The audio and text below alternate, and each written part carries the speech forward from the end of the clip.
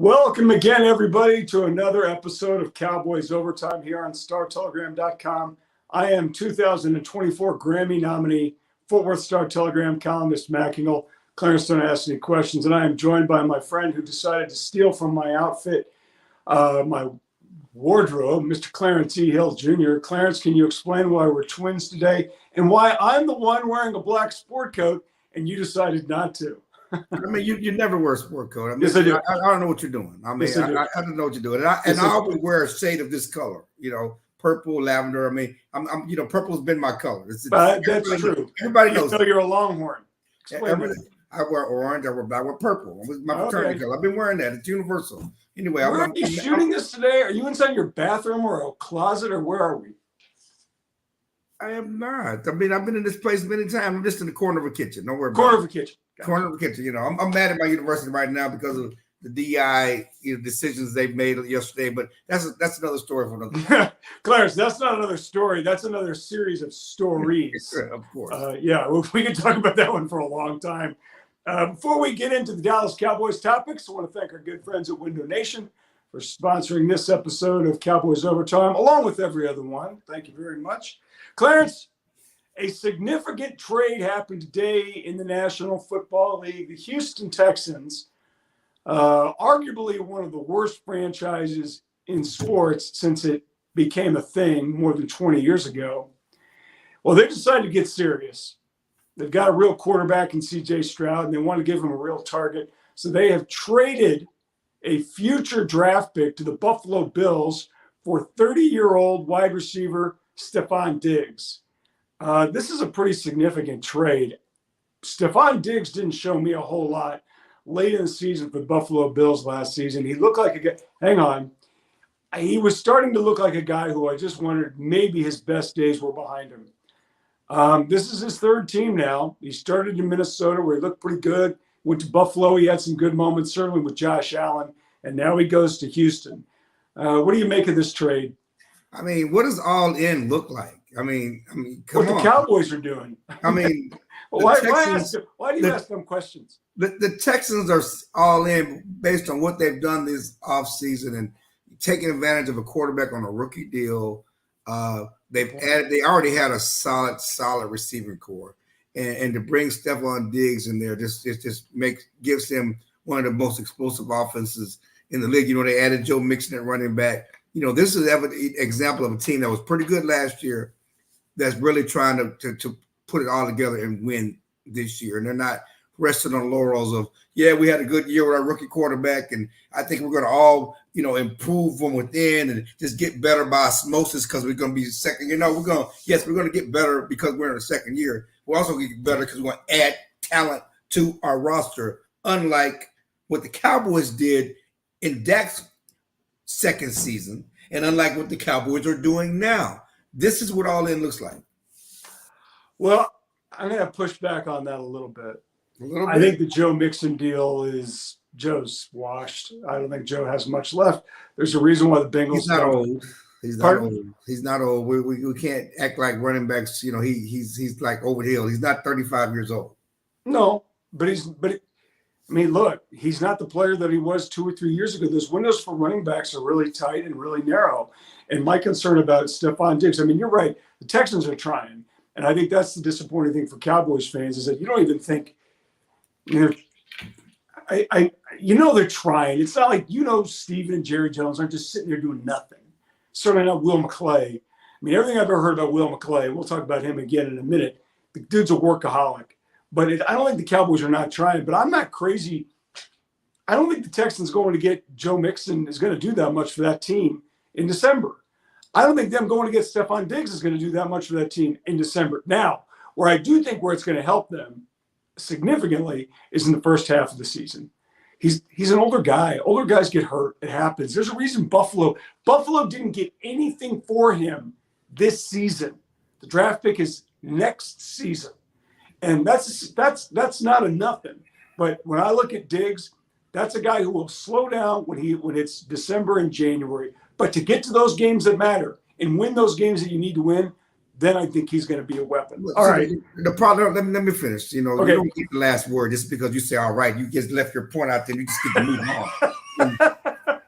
Yeah, who made? You're not the boss of me, okay? This is not your show. I like that though. Okay, we're done. What do you Go think you ahead. are, Skip Wow, Bayless? this great point that you've got to get out of your mouth. So go ahead. It's not even a great point.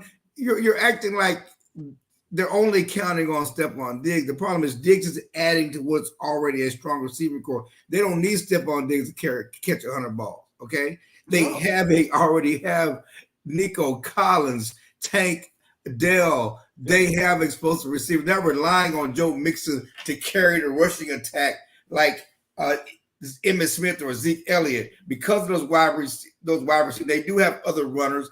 They're part of a offense, okay? And then you have a quarterback that's only going to continue to get better. You know, these are great moves. And the problem at Buffalo, and you bring up Buffalo that they didn't win with it, Diggs has never had this type of, at least in Buffalo, these type of receiving talents, weapons around him. Who was the cat? That was the biggest problem last year in Buffalo. The biggest problem in Buffalo, they did not get Diggs any help. They had no other receivers. No, Clarence, I'm blanking on the guy's name. Who's the guy? You're blanking on the guy's name because he's just a guy. No, okay? Now we can move on. Shredded Kansas Now City we can move on. Championship game 2 years ago. Yeah, he blew the. Stephon Diggs didn't do anything except stood there and watched the celebration. Like, I'm going to get back there next year. Like, dude, you do nothing. And I'm telling you, this is where this trade's going to go south. Okay. You're right. Nico Collins, all those other guys. Listen. Texans, Cowboys at AT&T Stadium. Governor's Cup, baby. Let's go. And it'll actually be a real game this time. Are you done? Do I need to give you some more minutes to give your thoughts on the Texans trade? Okay. Let's move on to the Cowboys while we're here. Let's move on to the Cowboys. You brought it up, and I think you were 100% right. Candy Bolden, are you awake, please? Is there too much pressure on Mr. Will McClay, Dallas Cowboys Director of Scouting, Player Personnel, whatever you want to call it, Assistant GM? Been here for a while, and he's done a really, really good job finding players. Terrific job finding players. I'm a little surprised he has not been hired as a GM. Maybe he doesn't want to leave for whatever reason, perfectly good reason. But Clarence, the fact that the Cowboys who are you texting? I'm working, sir. I'm working. You are not working. Cowboys signed somebody. I'm listening to you. This is awful. This is awful. I mean, if my daughter... You know when Adam Schefter's on Sports Center and he's working the phone because it's free agency, I'm working. Okay. So we've got the black Adam Schefter here texting people. Clarence? Yes. I can't believe, I'm shooting this video with my phone. Otherwise, I would do the same thing you. I might do it with my computer. Sincerely, though, you know Will better than I do. Is there too much pressure on this guy for him to not miss? That's the problem I have with it. It's not like, hey, we need you to do your job. We need you to get an A++ again and again and again. Otherwise, we're screwed. Yeah, I mean, the Cowboys have a history of drafting well, and Will McClay has gotten a lot of credit for drafting well. But he's not throwing, he's not 100%. He's not batting 1,000. Nobody does, okay? And they didn't bat 1,000 in the draft last year. If you remember, you look at just the first two picks from Michigan were disappointments, and the third round pick got hurt. And, so, I mean, they didn't bat 1,000 last year. And so now you're asking him by not doing anything in free agency that there are a lot of holes to fill, and can you fill all those holes in the draft? And yes, you can get players, you get names, but are they going to produce immediately? Because that's what they need. They need guys to come in and play immediately. I think that's putting a lot of pressure on the scouting department, on Will McClay and those guys to hit home runs in the draft, and that's just unrealistic. I have thought for a while that the one position a guy can walk in as a rookie and make an immediate impact with minimal transition time necessary is running back. And typically the numbers kind of bear that out to be the case. Clarence, what's the latest do you think the Cowboys could select a running back in the draft and that guy could expect to walk in here and either be a week one starter or a guy who could split carries with Rico Dowdle? Well, I mean, you're talking about certainly second and third round for sure. Second or third round, yeah, for sure. I mean, you're looking at that, and that's what what you're getting. But they're number running backs. The Cowboys are all in, and they're looking at running backs in the draft, and they got a lot coming in this week during their visit. You got Jonathan Brooks, Texas running back, who's coming off ACL injury, who would be the top pick in the draft. I mean, top running back pick in the draft in any normal year, but because of the ACL, he may drop a round or so. But he's a guy that the Cowboys' own doctor did his surgery, and they know his injury as well as anyone. But there are guys out there, the Florida State running back, the Wisconsin running back. There are guys who are all coming to visit the Cowboys this week that they're looking at to bring in. To be their starter to go with Rico Dowdell, and as we transition, possibly Ezekiel Elliott. Okay, you brought up his name. This report from I would say a pretty solid NFL reporter has reported that perhaps maybe the Dallas Cowboys will bring back Ezekiel Elliott for a reunion. The Dallas Cowboys cut the veteran Ohio State running back after the 2022 season when it became apparent his production no longer merited the kind of contract that he had signed for. So at the end of training camp, later in training camp, he catches on with Bill Belichick and the New England Patriots, and he proceeds to have the worst season of his career. 642 yards rushing, 3 touchdowns, and more alarming, 3.5 yards per carry. He's been in the NFL for 8 seasons. He's going to be 29 years old. Not an old guy, but for running back, getting up there. Clarence, I think this is a terrible idea on probably no less than 5 levels, beginning with the idea as badly as the Cowboys needed a hammer inside the 10-yard line, and as good as Ezekiel Elliott used to be in that department, it was clearly obvious last season with New England, which was not a very good team, mind you. He didn't have that kind of power and pop anymore. Why would they possibly think about bringing back this guy, given all the things that I just mentioned? Yeah, the problem is that they need a veteran running back. They want to bring a veteran in to pair with, Rico and whoever they signed in the draft. They should have, really could have brought Zeke back last year to be that goal line guy. And on paper, it's a good idea, to bring in a veteran running back, somebody that can be tough near the goal line, which they missed terribly last year. The problem with Zeke, and there's real interest here. Let me put this here. There's real interest between Zeke. There's real interest with the Cowboys. Of course, Zeke is unemployed. Anybody that's unemployed is interested in somebody who wants to right. Okay? Let me just yes. Okay. If you're unemployed and you want to play, if somebody's interested in bringing you in, you're interested in I'll that. do it. Okay. Yeah, if the Arizona Cardinals were interested in Ezekiel Elliott, he would be interested in the Arizona Cardinals. Yes, he's interested in anybody that wants to employ him, and there's really not a market for him right now. He has not signed, has not taken visits, anything like that. So it's in the hopper. It's nothing that's imminent that's going to happen. But the problem here is Jerry spent last week complaining, explaining about the cap and how it works and the dead money and having to pay guys who are no longer here. One of those guys he had to pay that's no longer here is Zeke Elliott. Zeke Elliott is still counting $6 million against the cap next year. He's not here. He's been gone. Okay. So to bring him back, and he's still counting $6 million against the cap in dead money, and having to pay him a current salary. You have to pay him twice.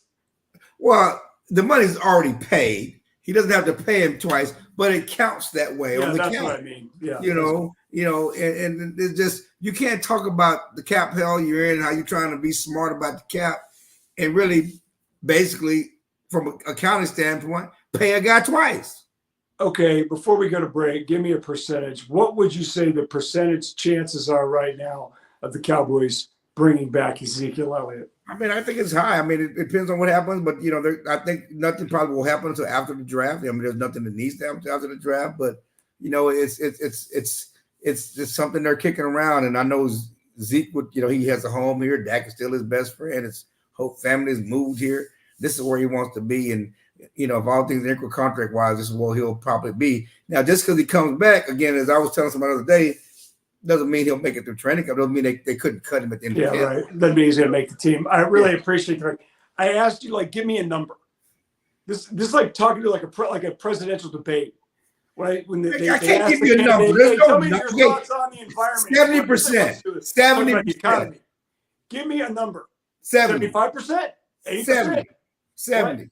I gave you a number. You don't even like the number. So I I give you a do. I number. just wanted Yes, a another number. one. I gave you a number, and then you said 75. I mean, I gave you 70. That's what I'm not complaining. You could have said 7%. I didn't care. I wanted a number. What I wanted you to answer the question. Thank you. Pity. All right. Okay, are you done? I need to clear this with you now. Pray for your family. They agree with you. Are you done talking? Yeah, I'm done. Let's go. Okay. Katie, let's go. Window Nation, the star of window replacement and proud partner of the Dallas Cowboys, can help you fill the house this season with savings. Buy 2 windows, get 2 free, and make no interest payments for 60 months, 5 full years. Fill your house for a customized authentic Dallas Cowboys jersey while supplies last. You could even help fill the Cowboys house and win tickets to a game. Visit windownation.com/Cowboys now for details. Call 866-95-NATION. Window Nation, proud partner of the Dallas Cowboys. All right. Thank you very much, Window Nation. Really want to thank our producer, Katie Bolden, who cut me off as I tried to introduce Window Nation as we went to break. She's so eager to get out of this stupid show. She's like, God, fine, just shut up and let's be done. Can't really blame you.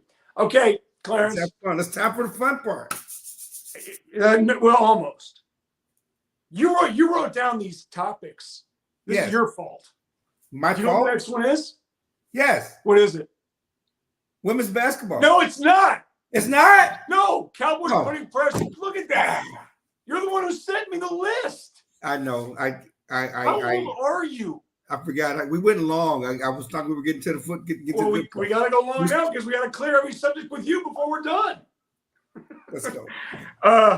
Okay. Cowboys corner. Dak Prescott. This is your idea, young man. I don't know what to make of this anymore. God, why did my voice keep cracking? Late onset puberty. What a bad break. Peter Brady. It's awful. Clarence, we talked about this last week. We talked about it every week. Have they really put themselves in a total corner with this contract? Because I really believed, per the Cowboys and their owner, that they would redo his contract. And now it's like, well, maybe not.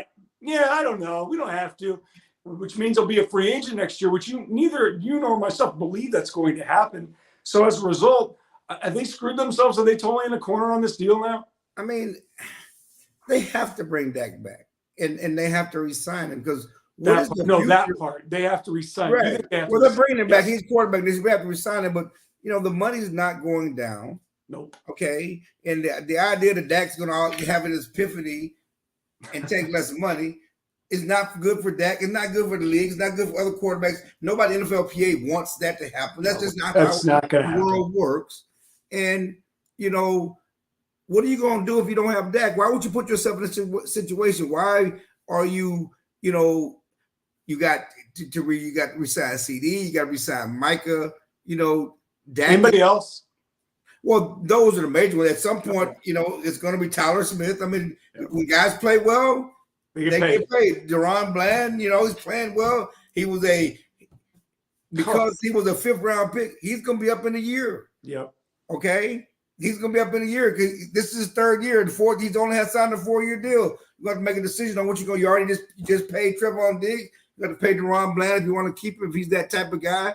So, that's the way the world works. And you see these other teams out there making moves and doing things and to try to win. And again, my issue is just like I was talking earlier, Cowboy fans don't care about your problems. No. They care about winning. Yep. And, and I'm sorry, you can say what you want about Dak hasn't played as well in the playoffs and he's 8 years, he hasn't taken him past the 1st round.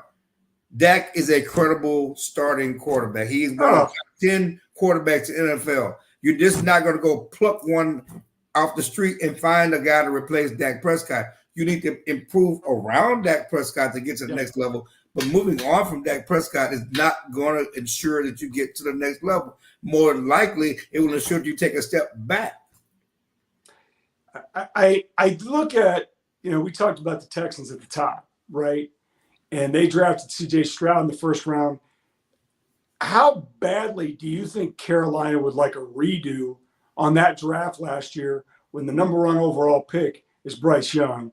And Bryce looked completely overwhelmed last season for the Panthers. Now, the Panthers weren't very good. C.J. Stroud looked great. He looked great. He has a better coaching staff, everything that goes around along with it. But the quarterback is what made the difference for that but team. Let's think about that. Think about the hell that the Texans had to go through. Now, some of it was self-inflicted. Think about the hell the Texans had to go through for years before they found that guy. And, here's the other reality of it. There's no guarantee. CJ was great last year. He really was. There's no guarantee he's going to be, it's going to keep going up and up and up. Look at Chicago right now. Chicago is one of the oldest franchises. They've never had a great quarterback. They really haven't. They never had. They've had Jim McMahon was a terrific player. He got hurt a lot.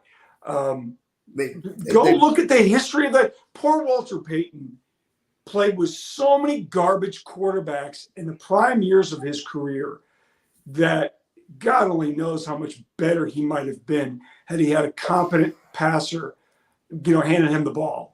But I just look at this idea and this argument about moving on from Dak.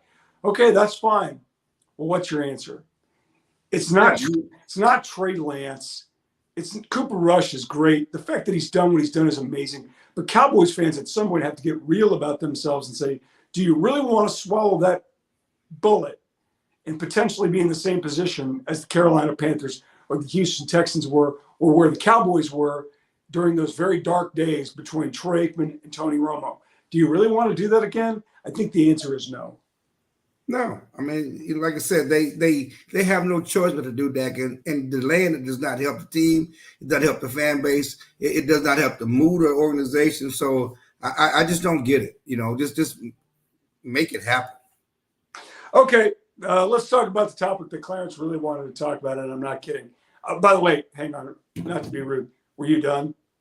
I'm done. Okay. I'm done. Let's move on. Now we can talk about the topic. The NCAA basketball respective Final Fours are here this weekend. The NCAA Women's Final Four is Friday and Sunday night. The men's Final Four is Saturday night and Monday night. Clarence, this has been a really fun spring and really regular season for women's college basketball. I worked in women's college basketball for a couple of years. On the administrative side, 4 years. I was at Kansas when I was at Missouri State, and 2 years at TCU. To see where the women's game is today is fantastic. You got stars, you got drama, intrigue, you've got all this interest, people talking about it, stuff that we've never seen before on this level. It's great. So you brought it up. Do you think the NCAA women's basketball tournament is now better or greater than the men's basketball tournament? I think that there's more intrigue, and you just saw the number, the numbers from the Elite Eight game, just topped any game from the men's tournament so far. People get so excited about the LSU and the Iowa game, but the UConn USC game, Elite Eight game, topped the UConn men's elite game in ratings. People are interested in these ladies and women playing basketball because we know who they are. Yeah. You can market them. I mean, listen, the NC State story is great, and I love Big DJ. We just found out about him a week ago. We didn't know anything about him a week until a week ago. Because they're both in the Final Four. The men and the women are in the Final Four, as is UConn. That's unheard of. No, right. But what I'm saying is, the NC State men, they were in Dallas, and we love DJ and Big DJ. We love him. Reminds me of the meat hook from Florida. Reminds me of Oliver Miller. Yeah, all of that too. But my point is this: we didn't know anything about DJ until 2 weeks ago. Yeah, I didn't know anything about him. He's gonna get fired. The first time I really saw him was the ACC tournament when they won. When NC State won 5 games in 5 days, and I'm watching. I'm like, who the hell is that guy? It's like, right, because he's got phenomenal skills. I went to the game on Friday night, Clarence. He was the best passer on the floor by far. No, he's great. No, and I love him, but we know you know anything about him. Nothing. Unlike me growing up watching college basketball in the Final Four, when you fell in love with the Patrick Ewings and the Michael Jordans and the Georgetowns and Houstons, those guys played together for years. Yep. They were household names by the time they got to the Final Four because of all this, that are on the team. But right now, with the transfer, I think transfer portal is great. I think the NCAA men's tournament is still great because you still get these Cinderellas, and that's what makes the tournament great. But as far as attention, as far as viewers, the women have more marketable names. There are more names to sell, to shop, for people to go in and key in and choose sides, whether one's a villain and one's are not. It's something to talk about. It's something for us to talk about, which is why the ratings for the women's tournament, which with Caitlin Clark, certainly with that LSU game was great, and it's only going to get better this weekend. I don't think. And I saw this last year. I think the same thing was the case last year. I said the same thing. I wrote a column about it last year when the women's Final Four was in Dallas. It was better than the men's Final Four in Houston. It was Long Beach State or whoever. It was San Diego State and whatever. Oh, that was an easy one because it was three mid-majors in UConn, and nobody knew. And it was a great story, but nobody knew who any of these guys were or the teams were because they were all small. They still don't. Well, just sit there and say San Diego State was small. That's a big school, but Florida Atlantic, San Diego State, they don't. I mean, UConn's a monster right now. What Dan Hurley has done there might even be better than what Jim Calhoun did. Name one player on the team. I can't. Exactly. No, but here's the thing. Exactly. Where the women's game is, and I like the fact that we're having this discussion. I think it's great. But I think the most important thing when you evaluate not just women's basketball, but women's sports in general, as someone who's covered it, been around it, and tried to market it 20 plus years ago, you have to start with where we were. Where were we and where are we? If you get caught up with it's no different than baseball that gets hung up comparing itself against the National Football League. You can't do that. Compare yourself to yourself. And if you are women's basketball, it is amazing where it is today. It's great because if you really look at it, women's basketball and women's sports in this country really have only had a shot. I think I said it before here, since about 1990-ish, maybe even later than that. I'm talking when everybody started putting money into it and resources into it and girls were playing. The women's game today has players now. I mean, you've got 20 schools that can really play. For a long time, it was like 5. Look at the men's game. One of the reasons why the NCAA men's basketball tournament can expand to potentially 80 teams, which is where it's going. Well, they should not go. They should, but they're going to. I'm just telling you. I was talking to somebody this weekend. It's going to happen because that's their cash cow, and they're going to squeeze more money out of that thing, and it's coming. Because there are men's players now all over the world that can ball. All over the world. You can just find them anywhere. It's the second most popular sport in the world, and these guys can play. I mean, there's just so many good players. But and that's not the case yet with the women. There's more than ever before. But remember, that's a team. That team gets 15 scholarships. Men get 12 to try to counter the whole Title IX thing. There are not enough good players yet in women's college basketball to field 68 great teams and consistently see upsets the way we do in the first 2 rounds and are conditioned to in the men's game. Yeah, that's what made that men's tournament so successful. But I do. But I think that at the end of the day, as we talk about parity and everybody wants, yes, upset the first 2 rounds are fun. When it comes to the Final Four, I want to see UNC. Yep. I want to see Indiana. I want to see Duke. Yep. I want to see stars. And what the women's game is, when it comes to the championships, you're seeing stars. Well, we are. And that's what sells. That's what sells to team. For sure. But the upset sell. They sell early. And one of the challenges that the NCAA has had, women's basketball forever, is that are they ready to take their first 2 rounds off campus? Everything that's going on in the women's game happened in the men's game back in the 80s and the 70s. People forget this. The NCAA men's basketball tournament, the first couple of rounds used to be played on campus before they eventually moved them to neutral sites. They've been very, very slow about doing that because they don't want to play in empty buildings. I don't know if they're ready to do that yet and fill it up. I think they're about ready to try it. I know it's on the table, but you don't want to put a great women's basketball game in front of an arena that holds 17,000 and only 10,000 show up. You don't want that. And here's the other stark reality about it that nobody wants to admit when this subject comes up. The NCAA women's basketball tournament is not self-sustaining yet. It's not. You just hate women. I mean, it's just. I mean, Yeah, you're just anti-women's no, basketball. and you saw it. That's all I get out of this Yeah, conversation. that's right. Hey, women. I don't. Just- Yeah, just in the hate kitchen. Let's go back to 1950. That's progress. But we're not. I mean, we're just. You have to acknowledge some of these realities. And the thing that scares me about this is because the reason why we're seeing the women's games take off is all the reasons that you said. You got stars. You got Caitlin Clark dropping in shots from Steph Curry land, and Angel Reese is this big giant personality, and she can play really well. And Kim Mulkey's insane, and Paige is great, and Dawn Staley's got an undefeated team in South Carolina. Juju, pardon? And Juju out of USC. But here's the thing: those players have the same access to the transfer portal as the guys do.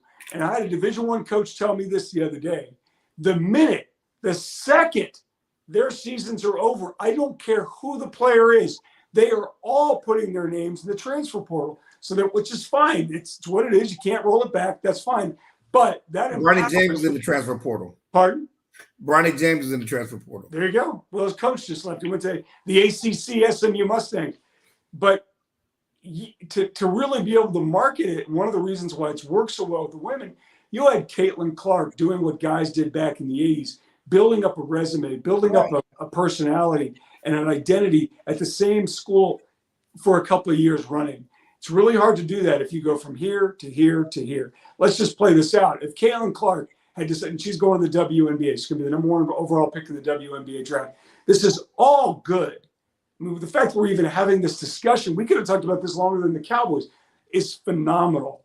But I still think when we start talking about the women's game, we've got to make sure we keep these things in check. You don't want to do anything that's going to hurt the overall brand and marketability of it. And the portal is going to hurt the marketability of basketball. It's not going to hurt football. I don't think the women are going to the portal like that. Now, certainly Haley Van Lith went to the portal She left. Louisville because she wanted to win a title. Yep. But you're not seeing the stars of the team going to the portal like the men like that. Mostly the great men, when they come in and be great, they go to the pros. They want to because there's more money. They portal to the pros. Yeah. Women are not portaling to the WNBA, so they're most likely going to stay with their team. You may see one too. I don't think you're going to see what you see in men's college basketball, where you got the leading scorer of Texas Tech decided, hey, I had a good year, I'm going to portal. Went to Kansas a couple of years ago. Huh? Texas Tech's best player off the Sweet 16 team transferred to Kansas. Right. You're right, and because there is more marketability and money to be made if the female women's basketball player stays in the same spot because there's an identity there. Right. I think it's. But let's get some picks here. We've got South Carolina undefeated, by the way, which is a machine. Undefeated and underappreciated and overlooked. No, because we're all talking about Paige, and we're talking about Caitlin, and we're talking about LSU. No one's talking about South Carolina. Okay, who's going to win the championship? South Carolina, Iowa, NC State, or UConn? Women's basketball, who's going to win the championship? I just think it's Caitlin's time. I think you're probably right. You know what? The way she played the other night, I just think it's Caitlin's time. How about the men?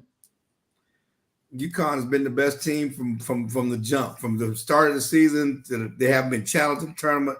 I don't know how you stop UConn. Neither do I. It's an absolute machine. I can't name any of them. The guy, I'm biased here. I'm from Indiana, and I've got a lot of friends of mine who went to Purdue University, and they hadn't been to a Final Four since the early 80s. Gene Katie never got there. I would love to see Purdue get it, but I don't think it's going to happen. I think this is UConn's time. That's a little dynasty that Dan Hurley's got going up there in Storrs, Connecticut. So I think they're going to win. I think their women are going to win. I think it's Iowa's time. Also, we've taken too much time, unless – Clarence, are you done? Listen, I had one more topic, but we'll let it go. We've taken too much time. It? What was it? No, you didn't. I didn't have another topic? You sure? Oh, you sure? Is Caitlin Clark the best? Thank you, Candy. All right. Yeah, I mean, you just come in. I lay these things out for you. I lay these topics. You just overlook my topic. That's great. I didn't write it down. Here. I'm going to write down a big fat F on this one. Like the teacher said, come see me. What does this mean? Unclear.